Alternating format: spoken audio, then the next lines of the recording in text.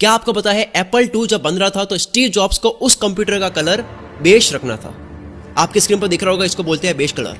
फिर जब एप्पल के फाउंडर स्टीव जॉब्स एप्पल की मैन्युफैक्चरिंग पार्टनर कंपनी के पास गए तो उस कंपनी ने स्टीव को बेज कलर के 2000 शेड्स दिखाए कि पसंद करो कौन सा कलर आपको रखना है।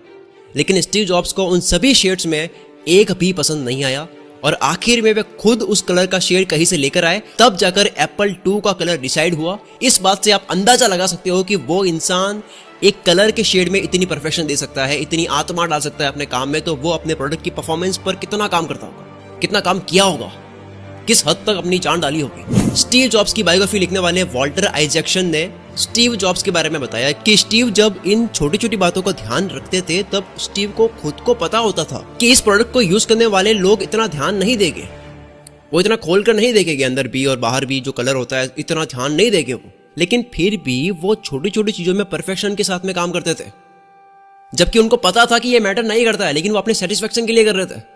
इतना ही नहीं, एप्पल के एड पार्टनर ली क्लोन ने बताया कि जब अमेरिका में एप्पल के रिटेल स्टोर्स नए नए ओपन हुए थे तब स्टोर के वॉशरूम के बाहर जो साइन बोर्ड लगा हुआ था उसमें यूज होने वाला ग्रे कलर के शेड को डिसाइड करने में आधा घंटा लगा लिया था। इन सब बातों से उनके परफेक्शन का अंदाजा लगा सकते हो। और उनके इस परफेक्शन के चक्कर में न जाने कितने लोगों के साथ में तो आर्ग्यूमेंट होते थे। लोग बहस करते थे कि यार ये कैसे कर रहे हो आप इतना टाइम यहाँ क्यों दे रहे हो। वो जो बहस करता था उसका आखिरी दिन होता था उस कंपनी में। स्टीव जॉब्स एक वैसे थे जो कहते थे कि ये इसी तरह से होना चाहिए, ये ऐसा ही बनना चाहिए, ये परफेक्ट तरीके से ही बनना चाहिए। कोई भी इंसान आर्गुमेंट करता उसमें कि यार ये पॉसिबल नहीं है तो उसका आखिरी दिन होता।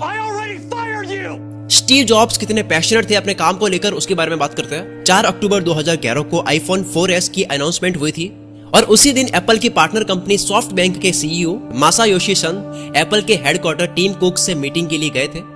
मीटिंग के दौरान टीम कुक के पास में एक कॉल आया और टीम कुक ने सन को कहा कि मुझे जाना होगा। और जब सन ने टीम कुक से पूछा कि मीटिंग को बीच में छोड़कर कहां जा रहे हो आप, ऐसा आपका क्या काम पड़ गया, तो टीम कुक ने कहा कि मेरे बॉस जो स्टीव जॉब्स है, मेरे बॉस मुझे एप्पल के नेक्स्ट प्रोडक्ट को लेकर कुछ डिस्कस करना चाहते हैं, मैं उनके पास जा रहा हूं। और उसके अगले ही दिन 5 अक्टूबर को स्टीव जॉब्स की डेथ हो गई। इस बात से आप अंदाजा लगा सकते हो कि वो अपने काम को लेकर कितने पैशनेट थे कि मौत से एक दिन पहले तक वो काम कर रहे थे, जबकि उनको कैंसर था और उनको पता था कि उनकी डेथ बहुत जल्दी होने वाली है।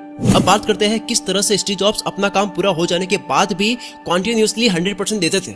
2007 में एप्पल ने अपना पहला स्मार्टफोन आईफोन 2G लॉन्च किया था, जिसके सॉफ्टवेयर से लेकर के बॉडी डिजाइन को स्टीव जॉब्स ने खुद डिजाइन किया था, जो पहला फुल स्क्रीन स्मार्टफोन था जिसमें उस टाइम का सबसे बेस्ट ऑपरेटिंग सिस्टम iOS 1 था।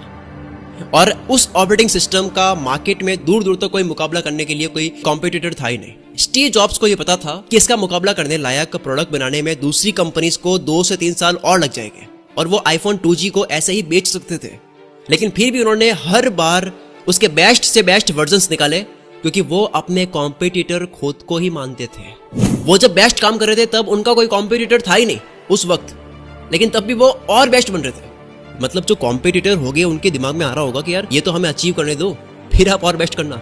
स्टीव जॉब्स का मानना था कि प्रोडक्ट को इतना ज्यादा अच्छा दिखाने वाला बनाना चाहिए कि उसको यूज करने वालों को उससे प्यार हो जाए, उसकी डिजाइन से प्यार हो जाए। मतलब उनका यह मानना था कि फोन उनके हाथ में हो, जो वो डिजाइन बना रहे हैं लोग यूज करें तो उसको चाटे, लोग उसकी डिजाइन को ना देखे, चाटे उसको।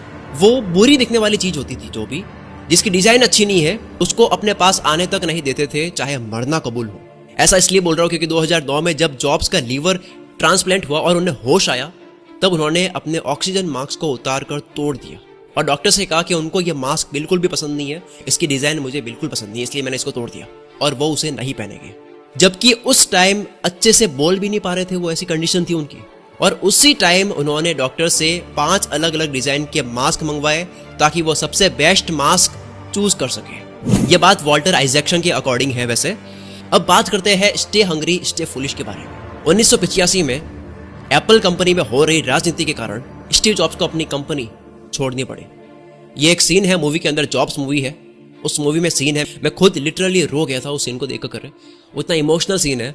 जब उन्होंने कंपनी छोड़ी तब उनके पास इतना पैसा था कि वे आराम से रिटायर होकर अपनी जिंदगी गुजार सकते थे, लेकिन स्टे हंग्री स्टे फुलिश की थिंकिंग की वजह से, इस सोच की वजह से वो रुके नहीं और नेक्स्ट कंप्यूटर नाम की कंपनी बना दी। स्टीव जॉब्स के निकालने के बाद एक तरफ एप्पल भारी लॉस में जा रही थी, मतलब उनसे एप्पल कंपनी संभली नहीं, वो उनसे हो नहीं पाया क्योंकि उनके पास कोई अच्छा ऑपरेटिंग सिस्टम था ही नहीं, एक विजनरी बंदा उनके पास में था नहीं। और दूसरी तरफ स्टीव जॉब्स एप्पल से निकलकर दिन रात एक करके नेक्स्ट कंप्यूटर के लिए बेस्ट ऑपरेटिंग सिस्टम बनाने में लगे हुए थे।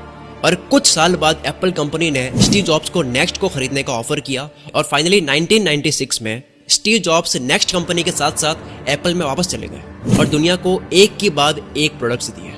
अब बात करते हैं इनोवेशन की। स्टीव जॉब्स का मानना था कि अगर आप नए नए इनोवेशंस के थ्रू लोगों की जरूरतें पूरी कर सकते हो, आप आविष्कार कर रहे हो और लोगों की जरूरतें भी पूरी हो रही है, तो उनसे आप लोगों से पैसा निकलवा सकते हो, जरूरतें पूरी करके आप चाहो उतना कमा सकते हो। जब एप्पल स्टार्ट हुई तब पर्सनल कंप्यूटर खरीदना हर किसी के बस की बात नहीं थी, लेकिन एप्पल कंप्यूटर आने के बाद ही पीसी का ट्रेंड शुरू हो गया, यानी कि पर्सनल कंप्यूटर का ट्रेंड शुरू हो गया, हर कोई कंप्यूटर खरीदने लग गया। जॉब्स ने पीसी को इतने इनोवेटिव तरीके से डेवलप किया, इतना सस्ता बनाया कि हर कोई उसे खरीद सके और इतना आसान था वो, जिस तरह से ग्राफिक्स थे, जिस तरह से आइकन्स थे, फॉन्ट्स थी, इतना आसान था कि हर कोई चला सके। तो ये जो आसानी हुई है, ये जो हर कोई कंप्यूटर चला पा रहा है, उसमें स्टीव जॉब्स का भी हाथ है। जब लोग अपने साथ एक बड़ा सा वॉकमैन लेकर घूमते थे जिसमें मुश्किल से 10 सॉन्ग्स ही आते थे, उसी दौर में जॉब्स ने आईपॉड लॉन्च किया, जो दिखने में एक तो वॉकमैन से 5 गुना छोटा था और उसमें 1000 गाने तक आ जाते थे। मतलब वो लोगों के लिए एक मैजिक था। जब मार्केट में सीडी या डीवीडी का दौर चल रहा था, तब स्टीव जॉब्स ने आईट्यून्स लॉन्च किया और बड़े बड़े सिंगर्स के साथ में टाइप कर लिया ताकि लोग घर बैठे सॉन्ग्स को खरीद के डाउनलोड करके सुन सके। और आईफोन स्मार्टफोन के बारे में बात कर ही चुका हूं मैं। स्टीव जॉब्स की नेक्स्ट टू इम्पॉसिबल को करने की सोच ने ही उन्हें सबसे महान एंटरप्रेन्योर बनाया है। कई लोगों का यह मानना है कि इनसे महान एंटरप्रेन्योर ना अब तक आया है और आगे शायद ही कोई ऐसा आएगा। जॉब्स ने कभी भी अपने प्रोडक्ट की मार्केटिंग पर ध्यान नहीं दिया क्योंकि उनका सारा ध्यान अपने प्रोडक्ट को बेस्ट लेवल पर बनाने का होता था। शायद वे लोगों के इमोशंस और दिल को जीतने को ही मार्केटिंग मानते थे। अगर आप भी जिंदगी में बहुत बड़ा बनना चाहते हो तो आप किताबें पढ़ो यार, लोग रीडिंग नहीं करते।